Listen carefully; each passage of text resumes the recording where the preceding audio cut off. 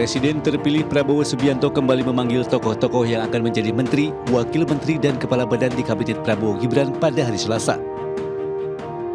Di antara sejumlah orang yang dipanggil ke Kertanegara Jakarta Selatan ada nama-nama publik figur. Seperti artis Raffi Ahmad yang datang mengenakan batik dan sempat menyapa serta memberi salam pada awak media.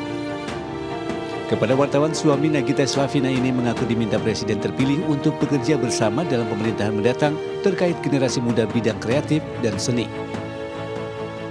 Ada juga pendakwa Miftah Habibur Rahman alias Gus Miftah. Penceramah berambut gondrong ini mengaku tidak diminta untuk menjadi wakil menteri, tetapi ditugaskan untuk fokus pada masalah-masalah toleransi. Selain itu turut dipanggil musisi Yovie Widianto, mantan atlet bulu tangkis Taufik Hidayat, serta mantan Ketua Umum PSI Giring Ganesha Jumario. Sebelumnya pada hari Senin, Prabowo telah memanggil 49 orang yang diproyeksikan sebagai calon menteri kabinetnya. Tim Liputan iNews melaporkan. Pemirsa, kebakaran menghanguskan puluhan rumah kontrakan di Denpasar, Bali Selasa dini hari. Akibat musibah tersebut, 70 jiwa dari 58 kepala keluarga harus kehilangan tempat tinggal.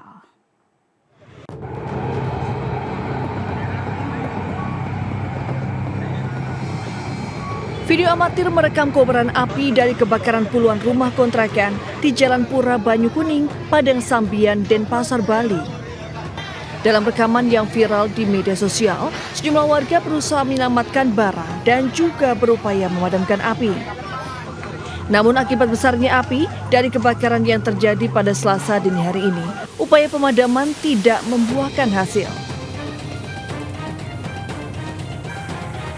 Meski api berhasil dipadamkan, hingga Selasa pagi, petugas damkar masih melakukan pendinginan guna memastikan api padam sepenuhnya. Menurut salah satu korban kebakaran, insiden terjadi saat sebagian besar penghuni kontrakan sedang tertidur dan api sangat cepat merembet. Sumber api diduga berasal dari warung yang ada di bagian depan kontrakan. Ada yang bisa diselamatkan, Mas? Cuma sepeda. Sepeda aja ya. Yang lainnya? Udah. Akibat peristiwa ini, sebanyak 70 jiwa dari 58 keluarga harus kehilangan tempat tinggal. Korban kebakaran yang sebagian besar bekerja sebagai pemulung, kini masih bertahan di sekitar lokasi dan berharap bantuan. Sementara itu, jajaran Polresta Denpasar masih menyelidiki penyebab pasti dari kebakaran puluhan kontrakan ini. Dari Denpasar, Bali, Indira Ari, iNews melaporkan. Kebakaran juga melanda pabrik asam sulfat milik smelter PT Freeport Indonesia di kawasan ekonomi khusus Gresik, Jawa Timur. Pasca kebakaran, PT FI berkomitmen melakukan asesmen kerusakan serta mengevaluasi penyebab utama insiden agar peristiwa serupa tidak terjadi di masa mendatang. Kebakaran di pabrik asam sulfat milik smelter PT Freeport Indonesia di kawasan ekonomi khusus Kecamatan Manyar, Kabupaten Gresik, Jawa Timur terjadi pada Senin petang. Sejumlah pekerja yang berusaha menyelamatkan diri sempat panik lantaran terjadi ledakan. Tim tanggap darurat dari PT Freeport Indonesia, Pemkab Gresik dan Surabaya langsung bergerak cepat untuk menangani insiden ini. Sementara itu, pasca kebakaran fasilitas pemisahan gas bersih milik smelter PT FI sudah tidak terlihat kepulan asap dari areal pabrik. Manajemen PT Freeport Indonesia memastikan pabrik sudah padam secara keseluruhan. Tony Wenas, Presiden Direktur PT Freeport Indonesia mengatakan, api berhasil dipadamkan setelah tim gabungan pemadam kebakaran diterjunkan ke lokasi. Kami memastikan bahwa seluruh karyawan aman, tidak ada yang cedera, dan tidak ada juga dampak negatif bagi kesehatan masyarakat dan lingkungan sekitar. Selanjutnya, PT FI berkomitmen akan melakukan investigasi dan melakukan asesmen kerusakan, serta mengevaluasi penyebab utama insiden agar peristiwa serupa tidak terjadi. Dari Gresik, Jawa Timur, Agus Ismanto, iNews melaporkan. Sejumlah pelajar yang hendak melakukan aksi tawuran di perbatasan Salatiga, Semarang dan Boyolali, Jawa Tengah dihakimi massa. Warga geram dengan aksi tawuran antar pelajar yang kerap meresahkan dan mengganggu para pengguna jalan.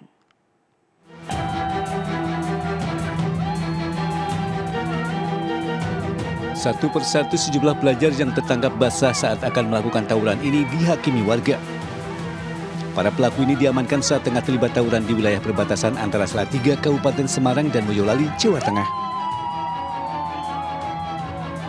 Warga terus menghadiahi para pelajar dengan bogor mentah saat akan diamankan petugas kepolisian.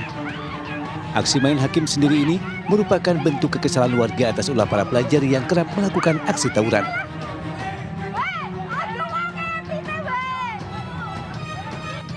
Tak hanya meresahkan, aksi tak terpuji itu juga sangat mengganggu para pengguna jalan.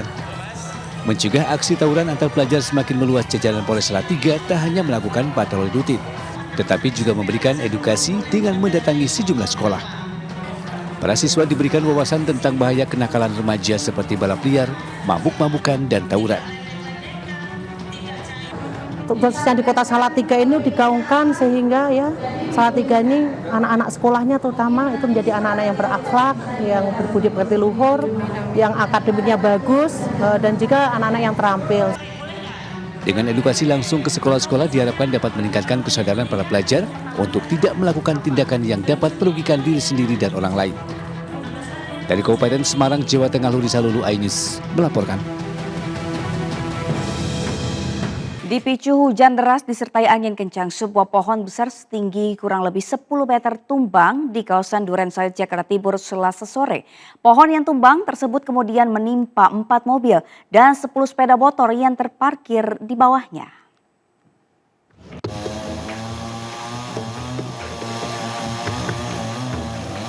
Beginilah kondisi pohon mangga yang tumbang di sebuah komplek pertokoan di kawasan Pondok Kelapa, Durensawit, Jakarta Timur.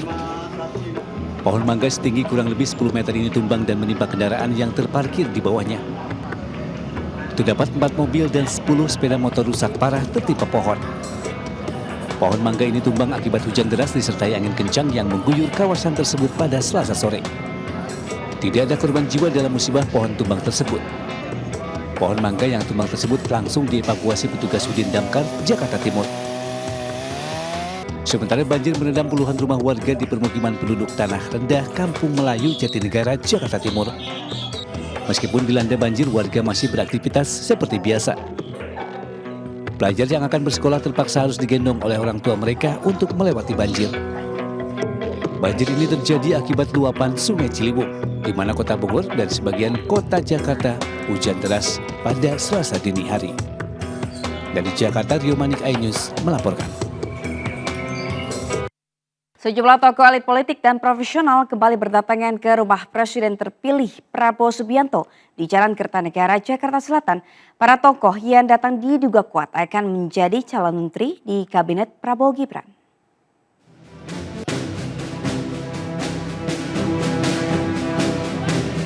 Sejumlah tokoh elit politik dan profesional kembali mendatangi ke rumah Presiden terpilih Prabowo Subianto di Jalan Kertanegara, Jakarta Selatan. Para tokoh yang datang diduga kuat akan menjadi calon menteri di Kabinet Prabowo Gibran. Kedatangan awal dimulai dari Pramono Anung, mantan sekretariat kabinet yang sekarang menjadi calon gubernur Jakarta. Kedatangan Pramono menjadi menarik, ia merupakan politikus PDIP, partai yang hingga kini belum memutuskan untuk bergabung. Tak lama setelah Pramono, para calon wakil menteri datang secara rombongan ke kediaman Prabowo.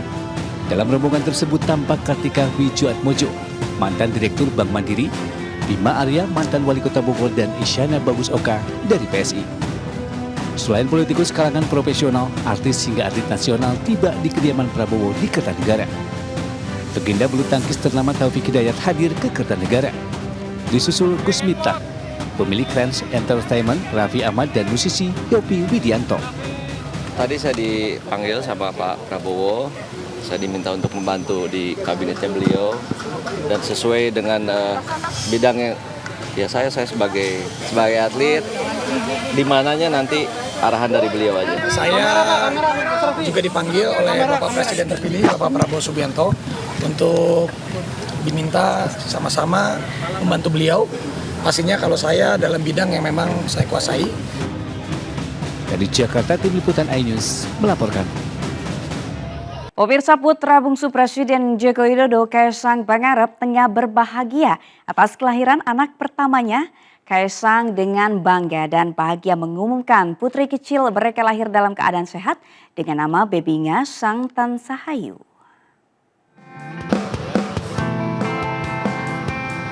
Kabar bahagia datang dari keluarga Kaisang Pangarep dan Erina Gudono. Pasangan ini baru saja menyambut kelahiran putri pertama mereka yang lahir secara sesar pada Selasa pagi 15 Oktober 2024 di RSU Bunda Jakarta. Cucu keenam dari Presiden Joko Widodo ini lahir dengan berat 3,4 kg. Kaisang dan Erina memberi nama putrinya Bebingah Sang Tansahayu. Bebingah itu yang membuat bahagia. Sang Tansahayu itu dialah yang selalu cantik dalam tutur kata, paras, semuanya lah. Nama unik yang memiliki arti indah ini diambil dari bahasa Jawa yang dirangkai oleh Erina. Dari Jakarta, Kisarya Nurrahma, Bagus Prasetya, iNews melaporkan. Calon Gubernur Jakarta nomor urut 3 Pramono Anung mendatangi kediaman Presiden terpilih Prabowo Subianto di Kertanegara, Jakarta Selatan. Pramono menjadi sosok pertama yang hadir di antara sejumlah calon menteri lainnya.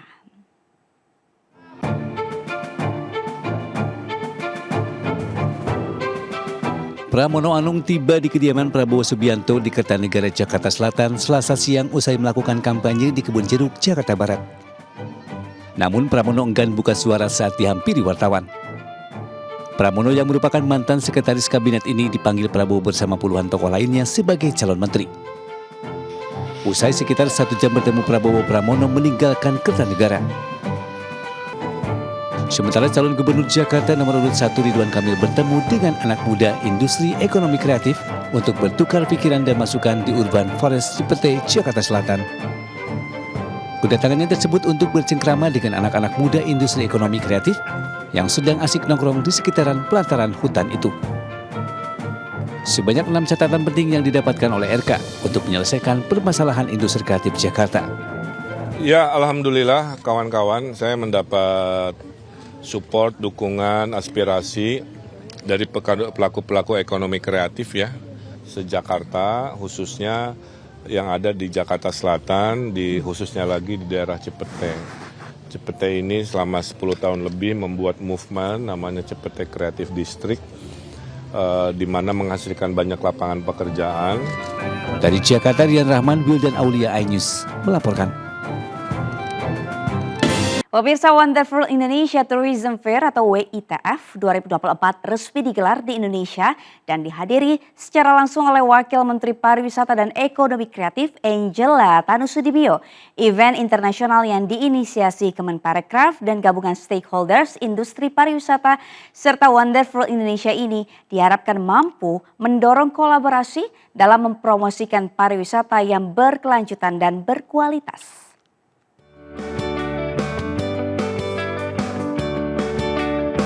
Wakil Menteri Pariwisata dan Ekonomi Kreatif Angela Tanusudibio resmi membuka event Wonderful Indonesia Tourism Fair 2024 dan Southeast Asia Business Event Forum di kawasan PIK 2, Jakarta Utara.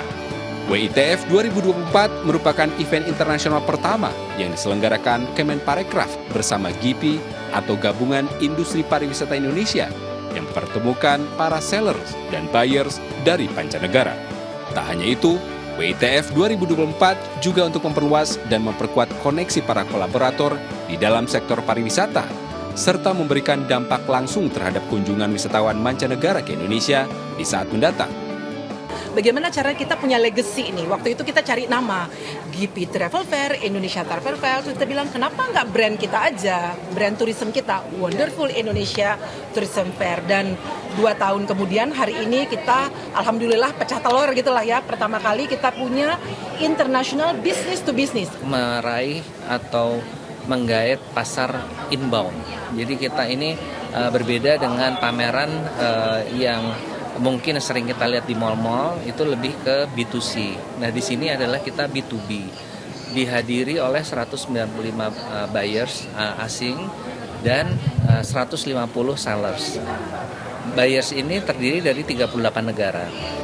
WITF 2024 bersama CIBEF berlangsung pada tanggal 2 hingga 4 Oktober 2024 dengan dihadiri para stakeholders dari pelaku industri parekraf. Event ini juga mempromosikan destinasi budaya terkemuka di Indonesia serta menampilkan teknologi perjalanan terbaru dan inovasi pariwisata berkelanjutan.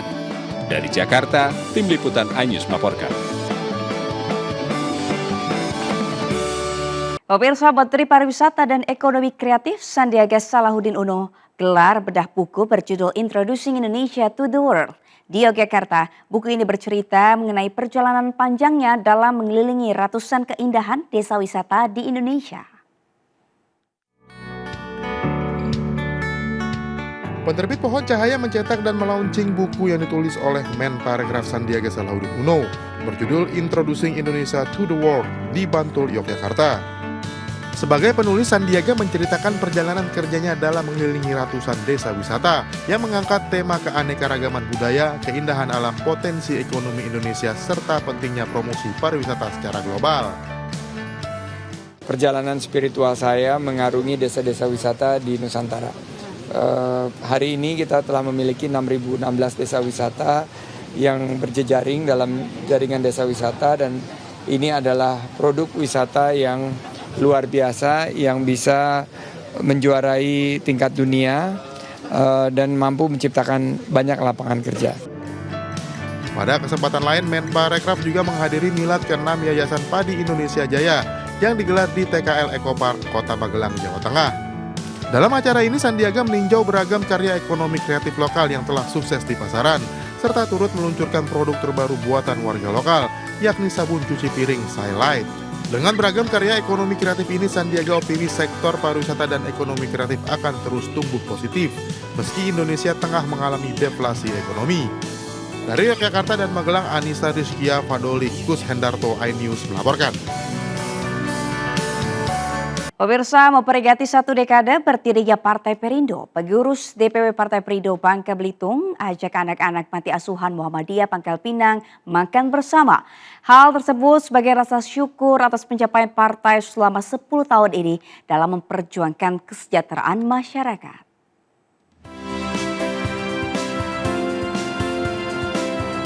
Merayakan HUT ke-10 Partai Perindo, Dewan Pimpinan Wilayah Provinsi Bangka Belitung mengajak anak-anak panti asuhan Muhammadiyah untuk makan bersama di sebuah restoran di Pangkal Pinang.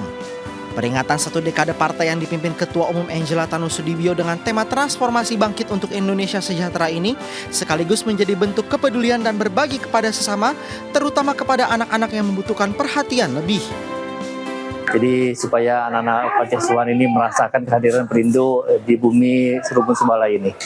Ini yang hadir perkiraannya sekitar 40-45 anak panti asuhan Muhammadiyah.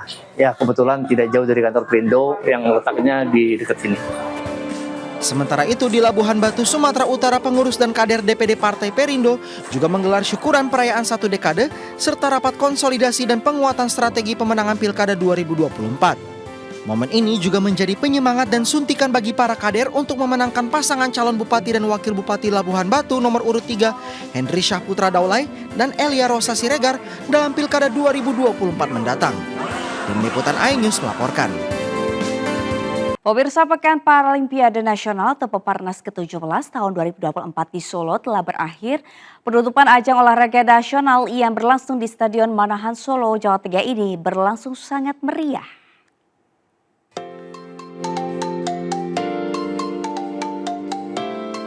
Setelah dihelat selama 7 hari, Pekan Paralimpiade Nasional Peparnas ke-17 tahun 2024 resmi berakhir dan mendapat apresiasi dari Menpora Dito Aryo Tejo.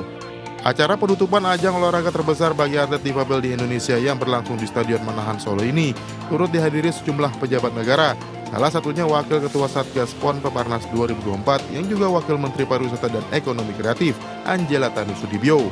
Upacara penutupan yang bertajuk Harmoni Kaleidoskopis ini berlangsung meriah dengan beragam hiburan menarik, namun tetap mengusung semangat inklusivitas, solidaritas, dan integritas sebagai momentum rasa cinta terhadap kemanusiaan. Saya rasa closing ceremony ini tercapai makna yang diinginkan dan yang ditujukan, yaitu bagaimana para kontingen seluruhnya dan juga penyelenggara ini merasa bisa diapresiasi, dan ini adalah momen pelepasan sebelum semuanya kembali ke daerah masing-masing.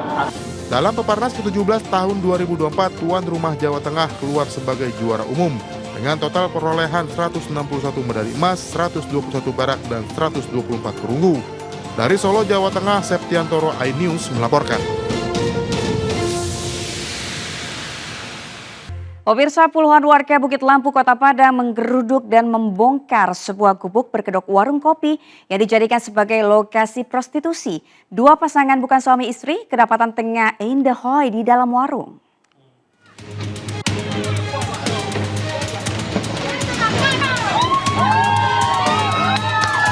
Puluhan warga di Bukit Lampu, Kelurahan Bungus Barat, Kecamatan Bungus, Teluk Kabung, Kota Padang ini geram. Mereka menggeruduk sebuah warung yang berada di pinggir jalan dan membongkar bangunan secara paksa. Bukannya tanpa alasan, amukan warga ini terjadi lantaran bangunan berkedok warung kopi tersebut kerap dijadikan sebagai lokasi prostitusi atau tempat esek-esek. Saat digerebek, warga bahkan menemukan dua orang pasangan bukan suami istri dalam warung.